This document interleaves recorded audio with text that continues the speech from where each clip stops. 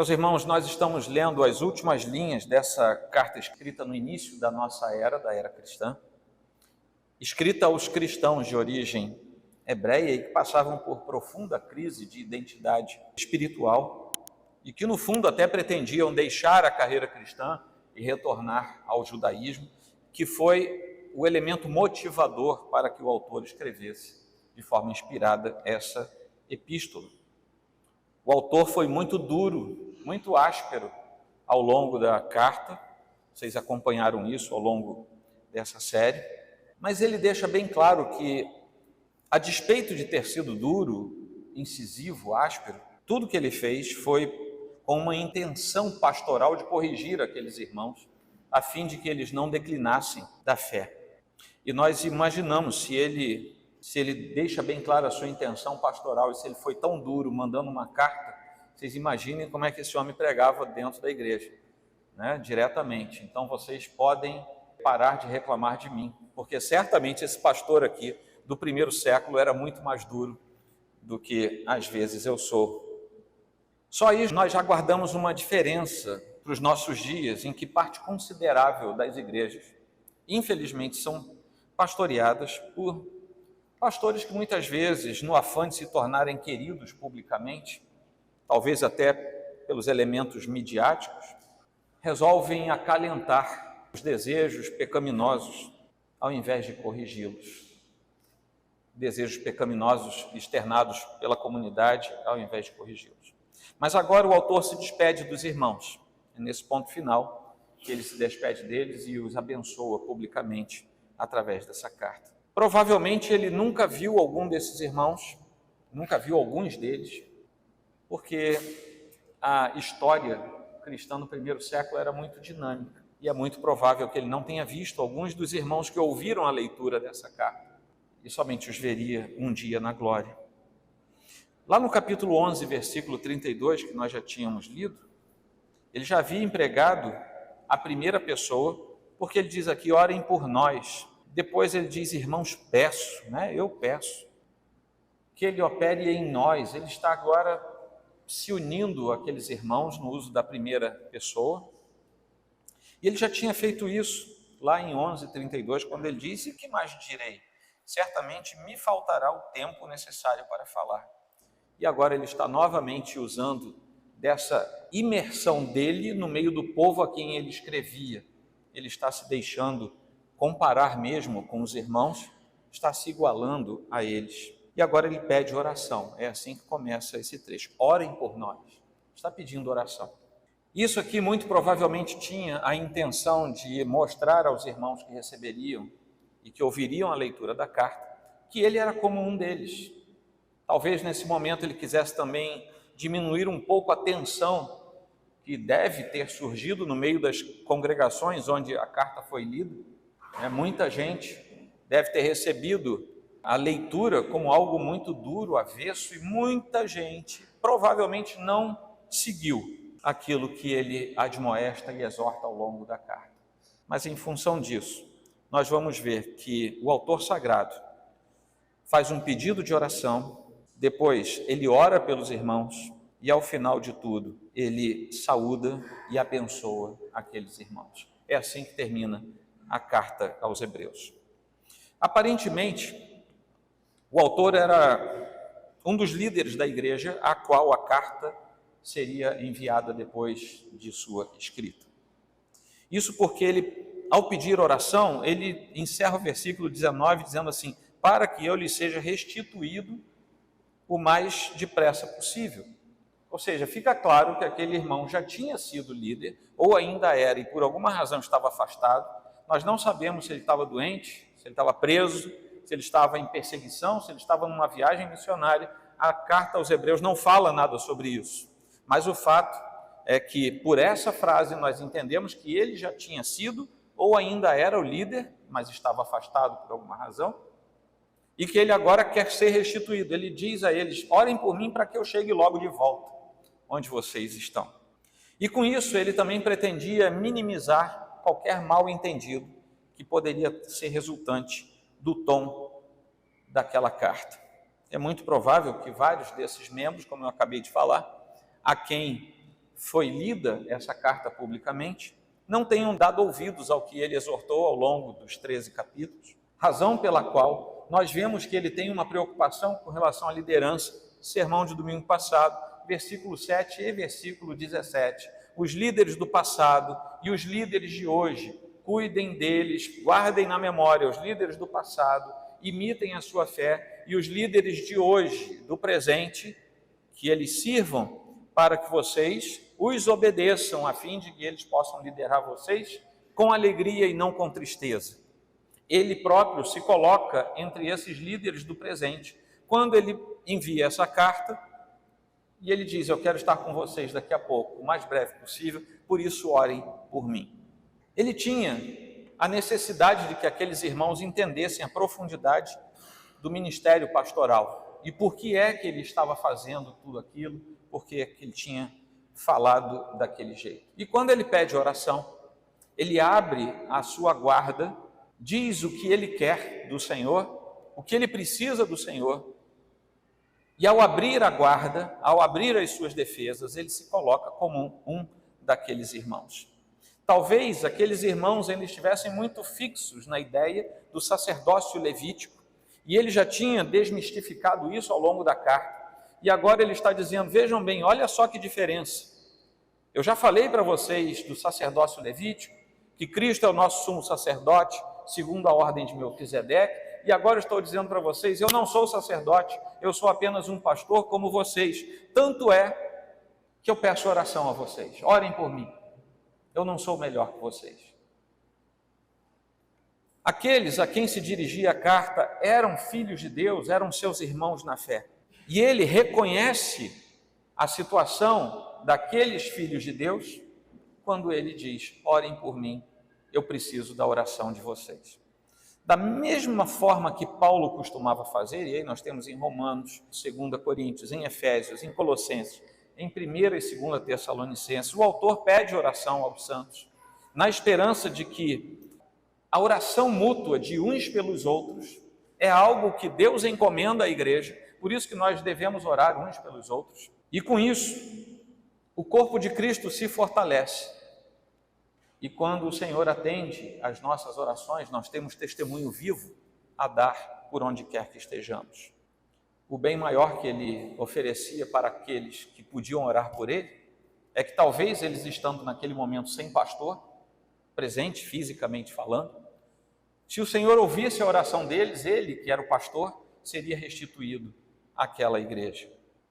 Por isso ele diz assim: peço com insistência, versículo 20, que vocês façam isto. Vocês façam o quê? Vocês orem, para que eu lhes seja restituído o mais breve possível.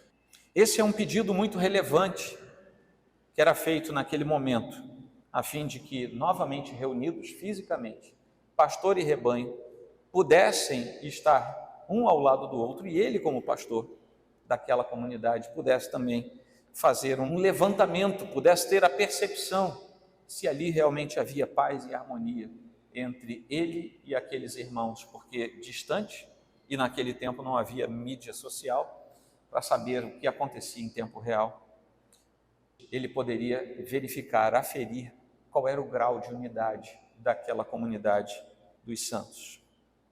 Por causa disso é que ele vai proferir, logo depois, uma bênção pastoral sem precedente, não há nada parecido, em que ele faz uma espécie de resumo de várias coisas que ele já tinha escrito ao longo daquela carta.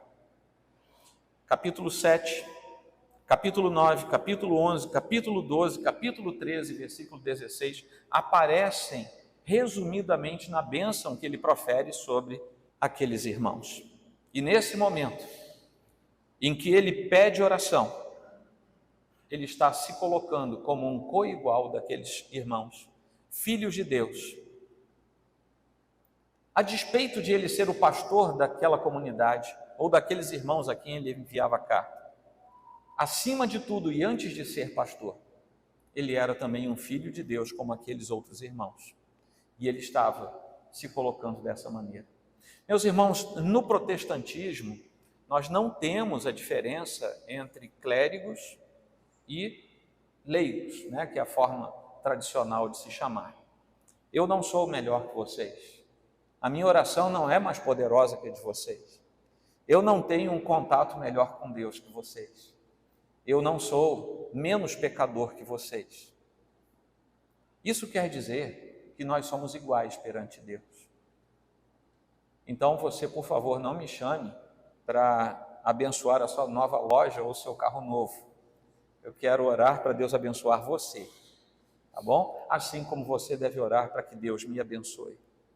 E dessa maneira, nós entendemos que aquele nível de sacerdócio do Antigo Testamento era um nível que era restrito ao Antigo Testamento, não ao Novo Testamento. E agora, o Senhor nos qualifica para sermos todos iguais perante o Senhor nosso Deus. Uma vez que ele pede oração, ele também diz para os irmãos: não apenas orem por mim, mas eu vou orar por vocês também. E aqui ele confirma a ideia da mutualidade, porque se ele tinha acabado de pedir oração, agora ele começa a orar pelos irmãos, no versículo 20, e encerra essa oração no versículo 21. Ora, o Deus da paz, aqui ele começa a orar e ele encerra no amém do finalzinho do versículo 21. O que ele ora a Deus a respeito daqueles irmãos é que Deus, o Deus da paz, confirme em aperfeiçoamento aquela comunidade de filhos de Deus. Que Deus os confirme, ou seja, que Deus os torne aptos, que Deus os torne capacitados a seguirem com toda a boa obra, com a finalidade que ele também ora, de eles conseguirem fazer a vontade do próprio Deus. Ele está dizendo: Senhor, ajuda esses meus irmãos, capacita-os, confere perseverança e capacidade a esses irmãos, para que eles sigam o Senhor e façam a tua vontade. Então ele pede a Deus que ele abençoe os irmãos, para que os irmãos façam a vontade de Deus. Essa é uma oração boa para nós fazermos uns pelos outros, porque Deus quer que nós façamos a sua vontade. Nada mais bíblico do que nós orarmos aquilo que a Bíblia nos oferece como voz de oração.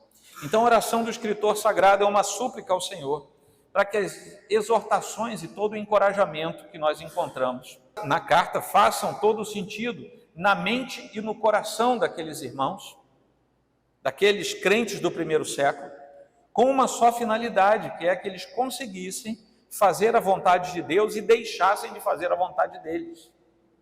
Porque, meus irmãos, quando passamos a fazer a vontade de Deus, a nossa vontade recua. Se nós somos crentes, nos quais prevalece a nossa vontade, a vontade de Deus recuou na nossa vida. E nós não somos servos fiéis. Nós somos servos fiéis quando a nossa vontade recua, e nós podemos dizer como nosso Senhor disse: seja feita a tua vontade. Se Jesus falou assim, como é que nós muitas vezes queremos fazer a nossa própria vontade? É curioso que ele diz na primeira parte da oração: ora, o Deus da paz. E aqui, resumindo tudo o que ele falou, como eu disse para vocês, resumindo vários pontos principais nessa oração, ele diz: o Deus da paz, no início da sua oração, que é quem cria paz no coração e na mente das pessoas. Porque essa paz vem de Deus, é uma paz que não pode ser obtida por nenhuma ferramenta humana, por nenhuma reflexão humana. A paz que procede de Deus é uma paz exclusivamente dada por Deus para aqueles a quem ele quer dar paz. É curioso que ele não pede a paz de Deus como elemento aperfeiçoador daqueles irmãos, mas ele inverte, ele diz que o Deus da paz aperfeiçoe vocês. Ele não está pedindo apenas o efeito da paz que vem de Deus, mas ele está pedindo que o próprio Deus modifique circunstâncias e que dê da sua paz para aqueles irmãos. Quando ele diz: tornou a trazer dentre os mortos o nosso Senhor Jesus Cristo, ele também lembra diretamente a doutrina da ressurreição, que foi pouco falada nesta epístola, mas que de modo indireto ele já tinha citado, quando ele diz, por exemplo, lá em 1:3, capítulo 1, versículo 3, que depois de ter feito a purificação dos pecados, Jesus se sentou à direita da majestade de Deus. Ou lá em 4,14, onde ele fala que Jesus, o Filho de Deus, o sumo sacerdote, adentrou os céus, o grande pastor das ovelhas. É a expressão da ternura de um Deus que é colocado aqui por ele como aquele Deus que se importa conosco. É aquele que no versículo 14 do capítulo 4, que eu acabei de mencionar, é o sacerdote perfeito, de uma aliança perfeita, que foi feita a partir de um Deus santo e perfeito para conosco, que somos o seu povo, imperfeito e ainda pecador, mas um povo que está seguindo a trilha do Senhor até que Ele venha nos buscar. Pelo sangue da eterna aliança, é uma expressão que ele usa aqui no texto, para falar do Cristo morto e ressurreto, mas cujos efeitos perduram. Porque quando ele trata desse momento do ministério de Cristo entre nós, se ele foi ressurreto, mas isso conta para a eternidade. O Deus Filho, que tendo sido encarnado morreu, a sua morte não é estagnada na história, mas a sua morte tem efeitos eternos. A sua ressurreição tem efeitos eternos. E quando assim ele destaca isso, ele, na verdade, nos ensina que a morte e a ressurreição de Cristo ratificam a aliança que Deus tinha feito para com toda a posteridade do seu povo, desde antes mesmo de Abraão, de Isaque e de Jacó, quando Deus manifesta o seu desejo de que da descendência da mulher viria um que salvaria a humanidade, a fim de que todo aquele que nele crê, em Jesus Cristo, possa ser recebido pelo Senhor como filho. Mas em Abraão, o Senhor explicitamente promove uma aliança, sela um pacto. Isso é relembrado na sua morte e na sua ressurreição. Querem a prova disso? Não é isso que nós lembramos no dia em que a Santa Ceia é ministrada ao povo de Deus? Nós não lembramos disso permanentemente? E a finalidade da sua oração é bastante explícita. O autor fala sobre o que Deus está operando no povo de Cristo. Na primeira parte da oração, ele fala resumidamente a respeito da obra de Cristo para o povo. Na segunda metade, que é o versículo 21, ele já vai falar a respeito daquilo que Deus opera no povo de Cristo. Esse povo cuja existência é devida ao Cristo, sobre quem ele trata as suas obras na primeira parte da sua oração. Que o Deus da paz aperfeiçoe vocês em todo bem, para que possam fazer a vontade dele.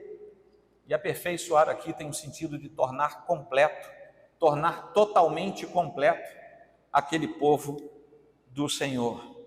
Que Deus os fortaleça de tal maneira que as deficiências daqueles irmãos cederiam lugar à santidade e à perfeição de Deus no meio da igreja do Senhor. Que o Deus da paz opere em nós o que é agradável diante dele, por meio de Jesus Cristo. Ele já tinha falado coisa semelhante nos capítulos anteriores, principalmente 11, 12 e 13, em que ele exorta os leitores a uma vida que agrade a Deus, o que só é possível se nós entendermos o gesto de Deus em Cristo Jesus, e se nós também entendermos o que é que Cristo opera em nosso meio hoje em dia. E isso ele já lembra aos cristãos no primeiro século. Em Filipenses 2, 12 e 13, atrelando aos resultados da obediência, que é aquilo para o que ele também ora ao Senhor, nós lemos assim: como vocês sempre obedeceram, não só na minha presença, porém muito mais agora na minha ausência, desenvolvam a sua salvação com temor e tremor, porque Deus é quem efetua em vocês tanto querer como realizar, segundo a sua boa vontade. Então a oração termina neste momento com as palavras: a quem seja a glória para todo sempre. Amém. Esse povo que obedece o seu pastor Paulo, ele estando presente ou estando distante, ausente. Obedece aqueles que Deus colocou para guiá-los espiritualmente. Obedece, acima de tudo, os desígnios de Deus, que anda segundo a vontade do Senhor, e que por isso é chamado de seu povo, é aquele povo a quem a sua oração se destina. Ele está simplesmente querendo dizer que Deus, o Deus triuno, a quem nós também servimos, é aquele que deve receber toda a glória, tanto naquilo que Paulo fala, quanto naquilo que o autor aos Hebreus está falando. Mas é possível que nesse finalzinho, embora possamos entender que ele se dirige ao Deus triuno, é possível que ele esteja se referindo mais potencialmente a Jesus Cristo, porque ele atribui a esse Deus sobre quem ele fala os atributos do próprio Deus. E com isso ele encerra a sua epístola dizendo: se Jesus pode receber essa glória toda, eu estou confirmando a vocês que Jesus é Deus. Nesse finalzinho, já indo para o versículo 22, ele encerra dizendo que tem uma última exortação. E talvez os crentes que ouviram a leitura no primeiro século podem ter falado assim: meu Deus, vem mais coisa aí. Depois de 13 capítulos, claro que eles não tinham essa divisão em capítulos, mas depois de uma carta longa, que o autor está dizendo que é curta, vocês imaginem que agora vem mais uma exortação que vem pela frente. Mas ele está encerrando. É um encerramento que ele faz de cunho muito pessoal, pedindo que aqueles irmãos sejam pacientes para ouvir aquela leitura, com muita atenção. Lembrando que naquele tempo, o texto bíblico, que ainda não fazia parte do cânon, mas as cartas enviadas pelos apóstolos, e até outras cartas que circulavam na igreja do primeiro século, eram lidas. Ninguém tinha uma cópia daquilo em suas mãos. Os ministros liam e o povo ouvia. Muito parecido com o que o presbítero Vitor fez aqui hoje, leu 2 trechos da Escritura e nós ficamos ouvindo. Hoje nós temos o texto para acompanhar a leitura, naquele tempo não havia texto. E ele está pedindo: ouçam com muita atenção aquilo que eu estou falando para vocês nesta carta. E ele argumenta que, na verdade, ele enxugou, ele encurtou aquilo que ele queria escrever. Há 3 possibilidades, pelo menos, para nós entendermos por que ele disse que essa era uma carta tão curta e que não era tão curta assim. Primeiro, por causa da complexidade, da importância daquilo que ele escreveu. E dada essa complexidade e importância, ele pode ter imaginado e escrito que essa era uma carta curta, no sentido de que não deu tempo de desenvolver tudo o que ele queria. Porque são assuntos muito complexos. E algumas vezes ele diz: olha, não vai dar para escrever, não tenho tempo. Ao longo da epístola nós vimos isso. Uma outra possibilidade é que ele queria terminar logo de escrever a carta, porque ele precisava enviá-la aos irmãos. E a carta, naquele tempo, nem sempre você escrevia numa sentada só. Você dependia de uma série de elementos, inclusive logísticos, para escrever uma carta. E até mesmo da presença do copista, do amanuense. As cartas eram ditadas e alguém escrevia conforme se ditava. Então ele queria enviar logo, porque ele sabia da necessidade que aqueles irmãos tinham de voltar à sã doutrina e de se precaverem contra os desvios. Ele tinha pressa. Essa é a segunda possibilidade. E a terceira, como nós vimos aqui no capítulo 13, versículo 19, no finalzinho em que ele pede oração aos irmãos, na primeira parte, ele tinha esperança de estar com os irmãos pessoalmente. Por isso que ele pede: orem por mim e quem sabe eu consigo ser restituído a vocês, se Deus abençoar. Talvez ele tenha abreviado a carta porque os outros assuntos que ele queria tratar eram ainda mais delicados e mais complexos, e ele tenha enviado apenas o que era mais urgente para depois, presencialmente, terminar a instrução que ele queria dar àquele povo. Ele queria rapidez, ele queria concluir logo aquela carta. E ele diz: olha, o irmão Timóteo já foi posto em liberdade. Quem sabe ele até vai comigo quando essa carta chegar a vocês. Quando eu for restituído a vocês, ele até vai comigo. Ele faz então no versículo 24 aqui uma terceira menção aos líderes. Versículo 7, versículo 17, agora no versículo 24. Nesse momento, ele busca a simpatia dos líderes que receberiam as cópias das cartas para lerem às suas congregações. Alguns pastores, mesmo naquele tempo, podiam se ressentir de receber uma carta em que o povo de Deus é tão exortado, tão duramente exortado. Mas ele está dizendo que os líderes precisavam ser saudados, ou seja, ele precisava que aquela carta fosse bem recebida pelas lideranças da igreja que se espalhavam e que aquela carta fosse realmente lida como um instrumento de Deus para o crescimento do corpo de Cristo. E ele termina aquele trechinho dizendo: os da Itália mandam saudações, o que é muito provável, embora seja uma inferência, que ele estivesse em Roma quando escreveu essa carta. E no versículo 25, nós chegamos então à saudação, uma saudação costumeira: a graça esteja com todos vocês. Variando em palavras ao longo do Novo Testamento, nós temos várias vezes um tipo de finalização das epístolas dessa maneira. Por graça, aqui nós devemos entender a boa vontade de Deus por meio de Jesus Cristo, a fim de operar naqueles irmãos todas as bênçãos que poderiam vir da parte de Deus para aqueles irmãos que ouviriam a carta. Esse modelo de saudação final só encontramos em Paulo. Só encontramos, além de Paulo, em Apocalipse, no final, capítulo 22, versículo 21, e num grande servo de Deus, do começo da igreja cristã, mas que não deixou registros canônicos. Clemente de Roma também costumava terminar as suas epístolas enviadas à igreja com um modelo semelhante. Lá em 2 Tessalonicenses 3,17, Paulo termina a sua carta com uma saudação semelhante e diz assim: olha, essa é a minha assinatura, é assim que eu termino as cartas. Talvez por isso John Owen, por exemplo, o puritano do século XVII, bateu o martelo dizendo que essa epístola era escrita por Paulo. Calvino também achava assim, mas tinha alguns senões. Quando ele comenta aos Hebreus, por exemplo, no final ele diz: não deve ter sido Paulo, não. Lá no começo ele diz que sim, no final ele já acha que não.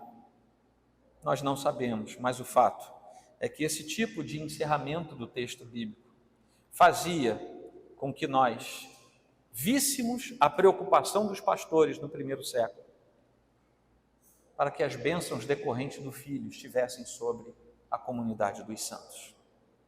Amém, queridos? O que isso tudo quer dizer para nós hoje? Quando nós estudamos essa epístola, a primeira coisa que deve ser guardada em nossa mente, em nossos corações, é que o cristianismo foi liberto das sombras do passado. As sombras do Antigo Testamento, da primeira aliança, apontavam para Cristo, e se Cristo já veio, já foi revelado, nós já fomos libertos das sombras do passado. Nós não temos mais que ficar presos às questões do passado. Isso tanto na espiritualidade, quanto na própria prática da vida cristã. Nós não temos mais que levantar altares. Nós não levantamos altares. Na gíria da igreja, no crentez, várias pessoas chamam o púlpito de altar. Nós não temos altar. Por que eu estou aqui mais alto do que vocês? Só para vocês me verem melhor. Eu podia estar ali no meio do corredor, que daria no mesmo. Este lugar não é mais sagrado do que esse lugar aí. Aliás, nenhum tijolo, nenhuma pedra, nenhum cimento que tem aqui é sagrado. Sagrado é o coração regenerado do Filho de Deus, porque ali Deus habita através do seu Espírito Santo. Nós não matamos mais animais para sacrificar. Mas o sacrifício é desnecessário? Não. O sacrifício é totalmente necessário. Só que houve um sacrifício perfeito. E nós, hoje, não precisamos mais matar animais para ver o sangue escorrendo, para usar aquele sangue num rito de purificação e de oferta aceitável ao Senhor. Não precisamos. Não precisamos mais ordenar sacerdotes. Quem sou eu e quem são os outros pastores que estão por aí? crentes iguaizinhos a vocês, que Deus chamou para ensinar a Bíblia ao povo. É só isso.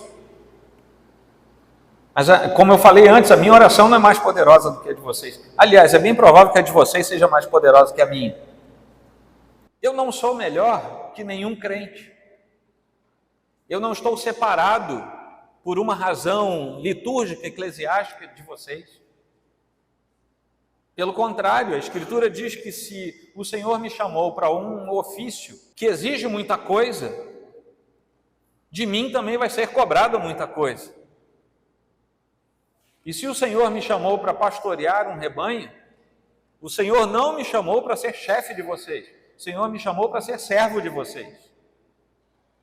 A Escritura é muito clara quanto a isso, porque o próprio Senhor Jesus deixa a sua majestade e Ele próprio diz que veio nos servir. E se o meu Senhor fez isso, quem sou eu para fazer o contrário disso?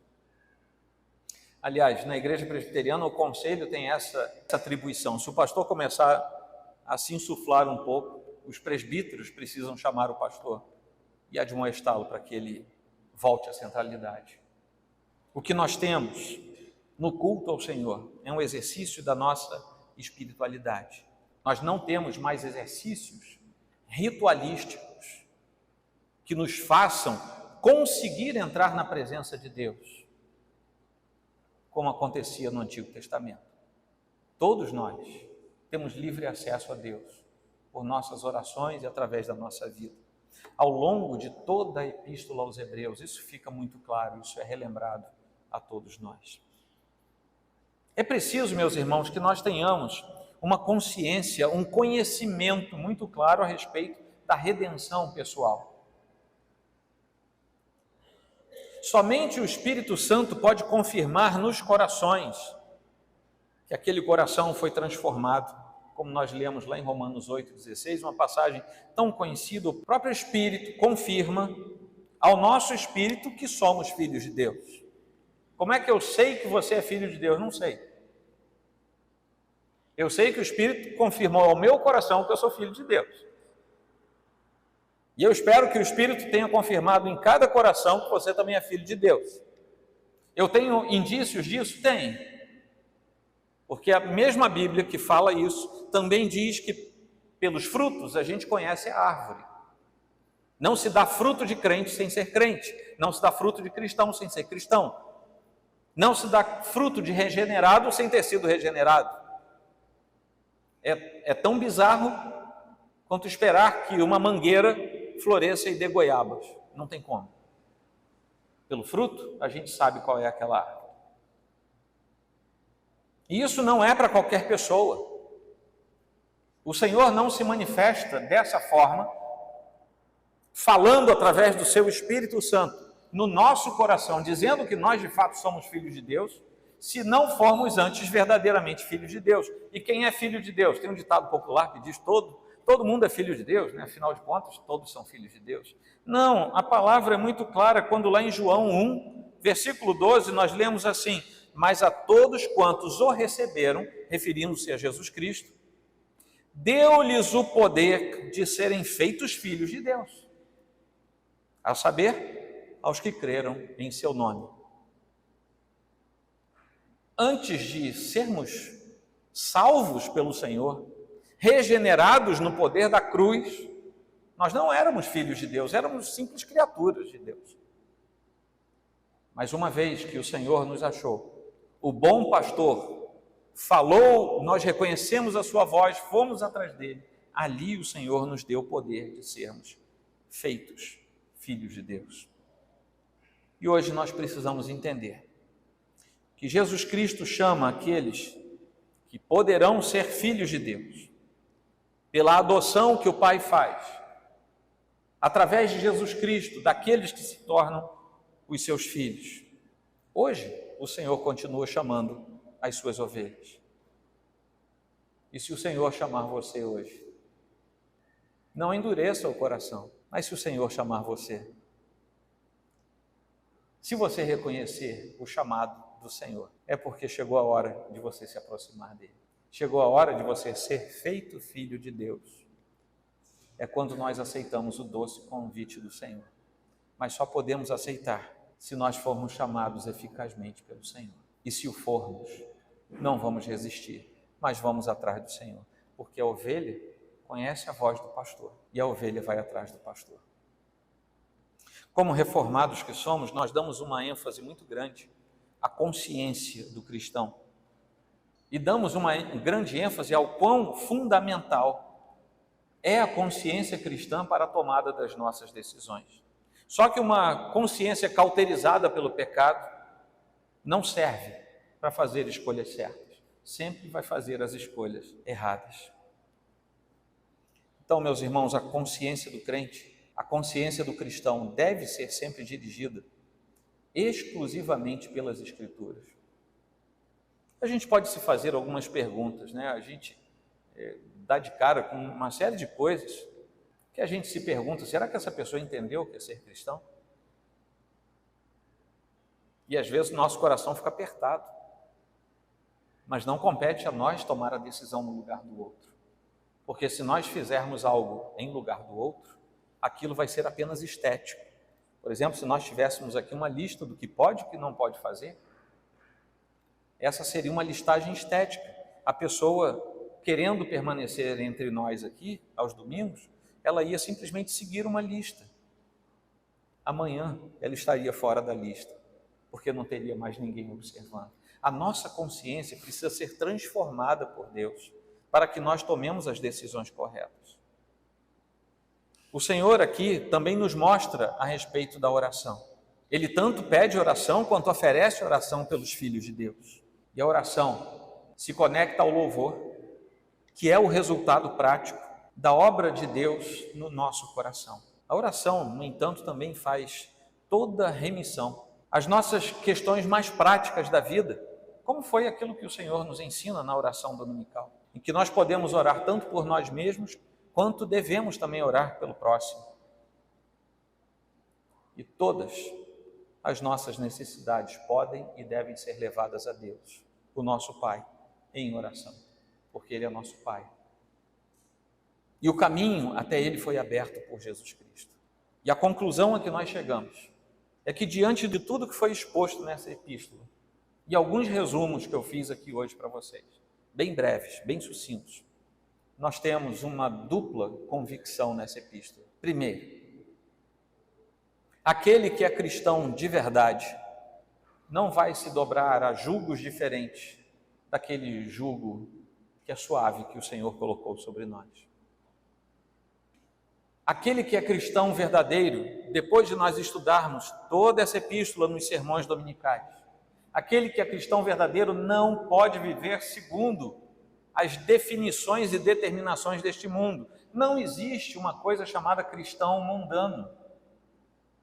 As questões do mundo não podem satisfazer as demandas de um coração verdadeiramente transformado pelo Espírito Santo. Não é possível que nós tenhamos não apenas os desejos, como também venhamos a praticar as coisas que são pertinentes apenas ao mundo e que abominam a presença de Deus em nós. Porque o próprio Senhor disse, nós vimos nessa epístola, que se não formos santos, não podemos agradar a Deus, não podemos andar com Ele. E ser santo, na terminologia bíblica, é simplesmente ser separado, ser afastado do mundo e das suas concupiscências. Não existe, meus irmãos, algo parecido como um crente que é crente firme no domingo e na segunda-feira é outra coisa. Não existe isso. Ou você é uma coisa ou você é outra. Aliás, a Escritura diz, até quando é que vocês vão titubear entre dois senhores, ou bem uma coisa ou bem outra? Vocês vão servir a Yahvé ou vão servir a Baal? Não podemos servir a Cristo e servir ao mundo ao mesmo tempo. E se nós temos dificuldade em servir a Cristo, mesmo depois de conhecê-lo, nós precisamos voltar às práticas do Senhor, voltar ao primeiro amor. Meus irmãos, ninguém vai ser salvo porque vem todo domingo à igreja. Mas se você é salvo, você quer estar aqui na comunhão dos santos, todo domingo. Deu para entender? Eu não preciso ligar para a casa de ninguém, aliás, eu não ligo mesmo. Olha, irmão, não esquece que amanhã é domingo. Eu nunca fiz isso.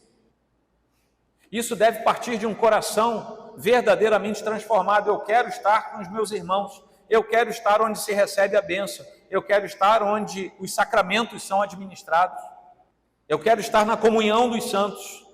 Isso faz parte de quem já foi transformado.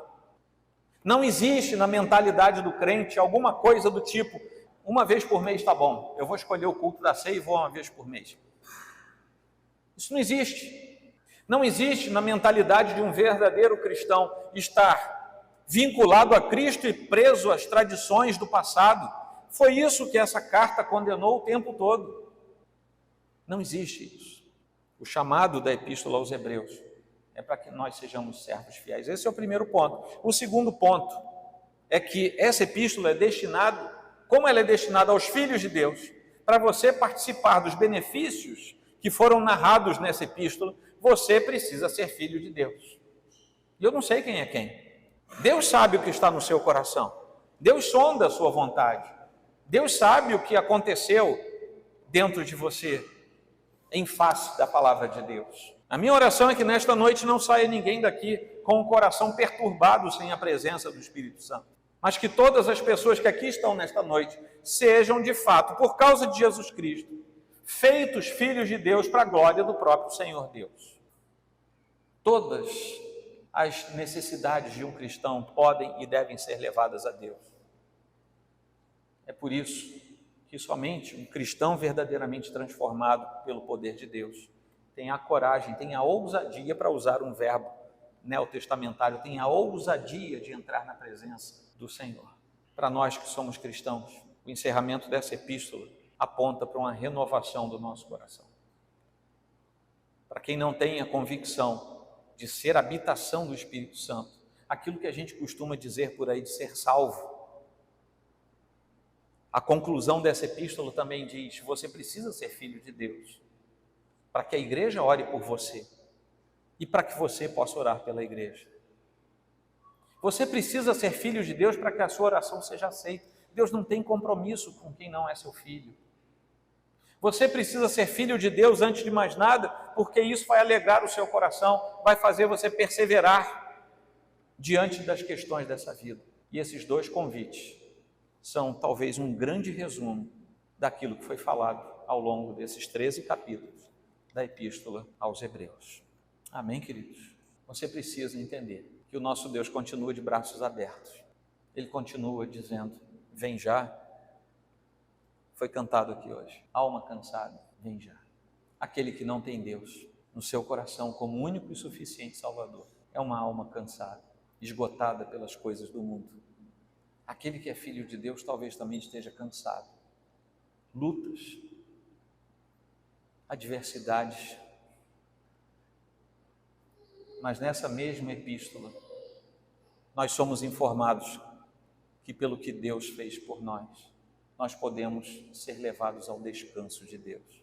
O descanso é o convite final dessa carta que tanto nos falou ao longo deste último ano. Amém, queridos?